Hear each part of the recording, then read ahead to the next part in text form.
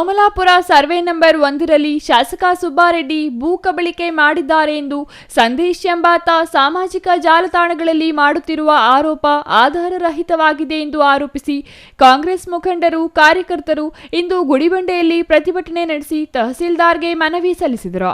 ಈ ವೇಳೆ ಕಾಂಗ್ರೆಸ್ ಮುಖಂಡರು ಮಾತನಾಡಿ, ಕೆಲವರು ರಾಜಕೀಯ ಉದ್ದೇಶದಿಂದ ಕ್ಷೇತ್ರದಲ್ಲಿ ಅಶಾಂತಿ ಸೃಷ್ಟಿಸಲು ಮತ್ತು ದಲಿತ ಸಮುದಾಯವನ್ನು ತಪ್ಪು ದಾರಿಗೆಳೆಯಲು ಪ್ರಯತ್ನಿಸುತ್ತಿದ್ದಾರೆ. ದಲಿತರ ಸಮಸ್ಯೆಗಳಿಗಿಂತ ಶಾಸಕ ಸುಬ್ಬಾರೆಡ್ಡಿ ವಿರುದ್ಧ ಅಪಪ್ರಚಾರ ನಡೆಸುವುದೇ ಕೆಲವರ ಉದ್ದೇಶವಾಗಿದೆ. ಸೋಮಲಾಪುರ ಸರ್ವೆ ನಂಬರ್ನ ಭೂಮಿ ಸಮಸ್ಯೆ ಹಲವು ವರ್ಷಗಳಿಂದ ಇರುವ ವಿಚಾರವಾಗಿದ್ದು ದಲಿತ ಸಂಘಟನೆಗಳು ನಿರಂತರ ಹೋರಾಟ ನಡೆಸುತ್ತಿವೆ. ಶಾಸಕ ಸುಬ್ಬಾರೆಡ್ಡಿ ದಲಿತ ಮುಖಂಡರೊಂದಿಗೆ ಸೇರಿ ಭೂಮಿ ಹಕ್ಕು ದೊರಕಿಸಲು ಪ್ರಯತ್ನಿಸುತ್ತಿದ್ದಾರೆ ಎಂದರು. ಕಾಂಗ್ರೆಸ್ ಕಾರ್ಯಕರ್ತರು ಒಳಗೊಂಡಂತೆ ಒಂದು ಹೋರಾಟವನ್ನು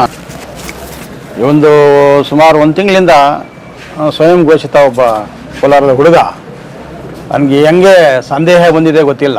ಅವನ ಹೆಸರು ಚೆನ್ನಾಗಿದೆ, ಅದು ಮೆಸೇಜ್ ಅಂತ ಒಳ್ಳೆಯ ಮೆಸೇಜ್ ಕೊಡೋದು ಬಿಟ್ಬಿಟ್ಟು ಬಾಬಾ ಅಂಬೇಡ್ಕರ್ ಅವರ ಸೇವಾ ಸಮಿತಿ ಅಂತ ಇಟ್ಕೊಂಡು ಈಗ ಶಾಸಕರ ಮೇಲೆ ಆರೋಪ ಮಾಡ್ತಿರೋದು ಖಂಡನಾರ್ಹ ವಿಷಯ. ನಾನು ಈ ಹಿಂದೆ ಮಾಧ್ಯಮ ಸ್ನೇಹಿತರ ಮುಂದೆ ಮಾತಾಡಿದೆ. ನಾನು ದಾಖಲೆಗಳ ಸಮೇತ ಬನ್ನಿರಿ, ಈ ದೇಶ ನಿನ್ಗೆ ಒಳ್ಳೆಯದಾಗುತ್ತೆ ಅಂತ ಅದ್ರ ಮೇಲೆ ನಿಂತಿಲ್ಲ, ಸಂವಿಧಾನದ ಲಿಖಿತ ಸಂವಿಧಾನದ ಮೇಲೆ ನಿಂತಿದೆ, ದಾಖಲೆಗಳ ಆಧಾರದ ಮೇಲೆ ನಿಂತಿದೆ, ಬನ್ನಿ ಮಾತಾಡೋ ಅಂತ ಯಾರೂ ಬಂದು ಕೂಡ ಇಲ್ಲ.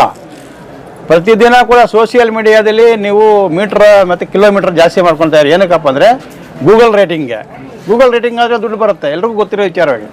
ಹಾಗಾಗಿ ಸುಳ್ಳು ಆರೋಪಗಳನ್ನು ಜನಪ್ರಿಯ ಶಾಸಕರ ಮೇಲೆ ನೀವು ಹಾಕಬಾರ್ದು ಅಂತ ನಾವು ಒಕ್ಕರಳ ಒತ್ತಾಯ ಆಗಿರುತ್ತೆ. ಆಮೇಲೆ ನಿಮ್ಮ ನಟನೆಯನ್ನು ಖಂಡನೆ ಮಾಡ್ತಾಯಿದ್ದೀವಿ. ನಂತರ ತಹಸೀಲ್ದಾರ್ ಮಾತನಾಡಿ, ವಿವಾದಿತ ಸರ್ವೆ ನಂಬರ್ನಲ್ಲಿ ಶಾಸಕ ಸುಬ್ಬಾರೆಡ್ಡಿ ಅವರ ಹೆಸರಲ್ಲಿ 1 ಗುಂಟೆ ಜಮೀನು ಇಲ್ಲ.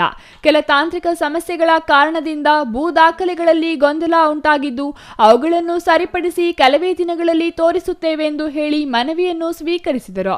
ಬಳಿಕ ಪೊಲೀಸ್ ಠಾಣೆ ಎದುರು ಪ್ರತಿಭಟನೆ ನಡೆಸಿ 15 ದಿನಗಳ ಹಿಂದೆಯೇ ದೂರು ನೀಡಿದ್ದರೂ ಯಾವುದೇ ಕ್ರಮ ಕೈಗೊಂಡಿಲ್ಲ ಎಂದು ಪ್ರಶ್ನಿಸಿದರು.